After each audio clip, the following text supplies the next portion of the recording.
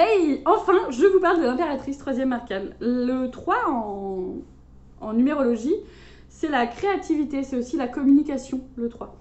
Donc, l'impératrice arrive après la papesse. Donc, deux femmes. Hein. Et ce qui est assez rigolo, c'est qu'après la papesse, il y aura le pape. Et après l'impératrice, j'essaye de vous les retrouver. En même temps, je vais vous les montrer comme ça.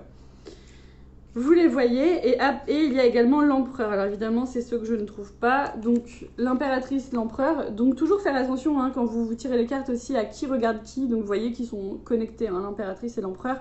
Vous voyez également que ils ont le même enfant. Donc on le compare souvent à Horus, l'enfant d'Isis, je crois. Je suis pas hyper calée en Égypte, comme si là, il n'était pas terminé et que là, il était terminé. Elle couve un enfant, en fait, ça parle de maternité. Il y a aussi un autre tarot, hein, qui est le Rider-Waite, qui montre plutôt l'impératrice dans un champ. Pour eux, c'est l'abondance, c'est vraiment la mère nourricière. L'arcane de l'impératrice, c'est un arcane profondément féminin. C'est un arcane qui parle de maternité sacrée, qui parle aussi énormément de sexualité, comparé à la papesse. La papesse était voilée. Je sais pas si je vous le remontre. Elle était voilée, très cachée, on ne voyait rien. Vous vous souvenez, il y avait ce phallus, n'est-ce pas, qui coupait. Et il y avait vraiment cette idée de voilage, de corps caché. On ne peut pas dire qu'on voit le corps de l'impératrice, mais les voiles sont enlevés. Les voiles sont reposés. On dit que son sceptre tombe sur son utérus comme pour asseoir sa puissance sexuelle. On dit également que... alors là, on ne le voit pas bien, mais il y a des tarots où il y a un serpent par terre. Hein, le serpent, vous savez, c'est le symbole de la... Peut-être qu'il y a un arcane là où on le voit mieux, le serpent, peut-être. Vous savez, c'est le symbole de la Kundalini. La Kundalini, ouais, dans Tempérance, on voit un petit peu... Ça fait des choses comme ça, des espèces de zigouigouis. La Kundalini, mais c'est aussi... je vous en ai parlé hein, avec Marie-Madeleine, l'énergie sexuelle. Les initiatrices avec Isis, Marie-Madeleine et tout ça, la puissance de l'énergie sexuelle. Donc je vous le redis, hein, tout ça je le sais de Hélène Huc, que je vous invite vraiment à suivre. L'impératrice, c'est la créativité, c'est la communication, c'est asseoir son pouvoir et c'est monter sur son trône. Je ne sais plus mon référentiel de naissance à quelle place est l'impératrice, mais elle est 2 fois, je crois. Et en fait, Laetitia, quand elle a fait mon référentiel de naissance, m'a dit en fait, il est temps que tu montes sur ton trône, il est temps que tu assumes ta féminité, mais aussi ta puissance de femme. Il est temps.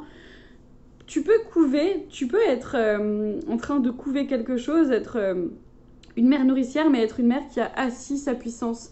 Et c'est marrant parce que moi, en fait, vous verrez, hein, les arcanes, vous les transposerez à votre vie.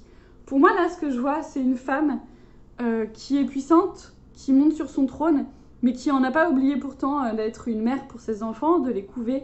C'est comme si elle me disait, tu peux faire ça, tu peux y arriver à trouver ta place, être heureuse tout en couvant tes enfants. Et pour moi, ça voulait dire, si vous avez suivi mes autres vidéos, ça voulait dire, tu peux travailler à la maison, être dans ta joie, kiffer la spiritualité et te sentir à ta place, et même si tu parles de trucs perchés, mais en même temps t'occuper de tes enfants, mais surtout être une femme respectée, respectable, et tu peux être en dehors de ce que les gens pensent, parce que c'est pas important ce que les gens pensent, tu dois asseoir toi-même ta puissance. Moi, cette carte m'a dit, Marie, il est temps en fait que tu que tu montes sur ton trône, il est temps que tu acceptes d'entendre que ta puissance, elle est en toi, et que tout est en toi et que rien de l'extérieur ne peut valider parce qu'en fait c'est ton trajet, c'est ton chemin, c'est ton travail. L'impératrice, elle regarde vers la droite, pardon. Du coup, si par exemple elle est placée à côté d'une autre carte, elle pourrait éventuellement mettre le poing sur cette autre carte, mettre le doigt sur cette autre carte en disant un truc du style... elle peut valider des choses, elle peut asseoir la puissance d'une chose, elle peut mettre de l'énergie sexuelle dans une autre chose. Enfin voilà, faut voir où elle est placée dans votre jeu, mais ça peut être très intéressant. Ça se voit pas toujours, mais parfois il y a une petite langue là. Là, elle se voit pas dans ce jeu-là. Il y a une petite langue. Vous le verrez dans Jodorowsky. Hein. Jodorowsky, là, je vous ai dit déjà, je crois. Il a pris tous les tarots existants, il en a refait un petit peu pour que tous les symboles soient présents. L'impératrice, quoi vous dire d'autre? Elle a donc cet enfant qu'elle couve qui est pas tout à fait terminé parce que bah il a une aile qui est comme ça, une aile qui est comme ça, ce qui veut dire que, enfin en gros vous voyez c'est pas tout à fait harmonieux donc il y a encore des choses qu'elle doit lui apprendre. Qu'est-ce qu'on pourrait raconter d'autre sur l'impératrice? Donc c'est aussi un truc, il y a Conscience et Bien-être qui m'avait dit il y a aussi quelque chose à faire avec ta créativité, puissance de créativité et en fait faut pas entendre que créativité c'est forcément peindre ou fabriquer des pots pourris, tu vois. La créativité, c'est aussi créer ta vie, avoir son pouvoir créateur en main. En fait, je crois que vous l'avez déjà dit dans une vidéo, mais c'est vraiment se dire, je pense à une idée, je visualise mon idée, je me focalise sur cette idée, je l'écris, je la note, je la visualise, et en fait, elle germera, cette idée.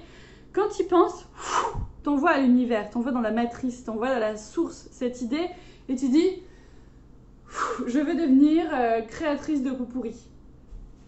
Donc tu vas un petit peu réfléchir à comment faire dans la matière, comment mais cette idée, elle existe, ça y est, tu l'as créée dans la matrice. On parle de Matrix si tu veux, plus tard. Et c'est-à-dire que tu l'as faite vivre dans les énergies. En fait, c'est pour ça aussi qu'on parle vachement du pouvoir créateur, du pouvoir de la visualisation, du pouvoir de nos pensées. C'est-à-dire que quand tu penses à quelque chose, il faut que tu t'imagines, alors je sais, ça peut être un peu culpabilisant, genre si tu dis oh, « quelle conne, je la déteste », et là, tu dis « oh non, la matrice, je n'ai pas envoyé que c'était une conne et que je la détestais ». En fait, c'est bien sûr culpabilisant, mais l'idée, c'est justement de faire en sorte que toutes tes pensées, c'est comme ton jardin, tu vas choisir ce qu'il y a dedans. C'est difficile, c'est difficile. Ça te fait ça. Donc en fait, quand tu as une pensée, tu l'envoies, il faut que tu imagines que ta pensée, elle naît dans ta tête comme une petite graine et que tous tes corps, toutes tes énergies autour de toi, tu vibres cette pensée. Donc tu m'étonnes qu'après, selon ce que tu penses et selon ce que tu vibres, ça touche ton corps et ça touche tes émotions et ça c'est difficile pour moi parce que je suis, mais comme tellement de gens, hyper en mode, je suis hyper lunatique, je vais être hyper heureuse et d'un coup, je suis hyper abattue et je dis non mais la vie c'est de la merde, je pars faire la sieste, c'est de la merde.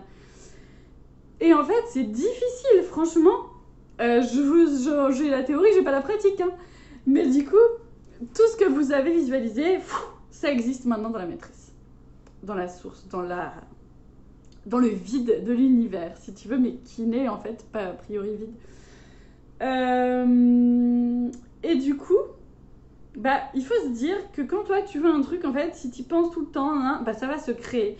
Et l'impératrice, elle est là pour nous dire tout ce que tu vas voir, tout ce que tu vas penser, tu t'assois, tu le visualises et tu l'as dans la matière. Elle te dit ta puissance est en toi, elle te dit ta puissance. En fait, juste meuf, monte sur ton trône et kiffe la vie, tu vois. Elle te dit ça, l'impératrice. Elle te dit sois créatrice de ta propre vie. Et la communication, pour moi, alors c'est un arcane assez médiumnique, l'impératrice. La communication, c'est pas forcément la communication avec l'autre, ça peut, mais c'est aussi la communication avec l'univers et avec toi-même. En fait, c'est la communication avec, genre, tu communiques tes envies et elles se matérialisent en fait.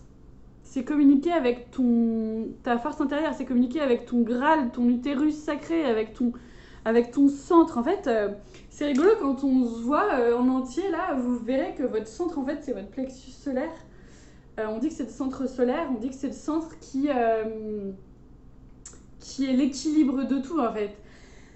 Et si ton plexus, tu vois, j'ai envie de l'ouvrir comme ça, si ton plexus, il est bien ouvert, oh, vois mon ventre. Oh, ça fait du bien de faire ça.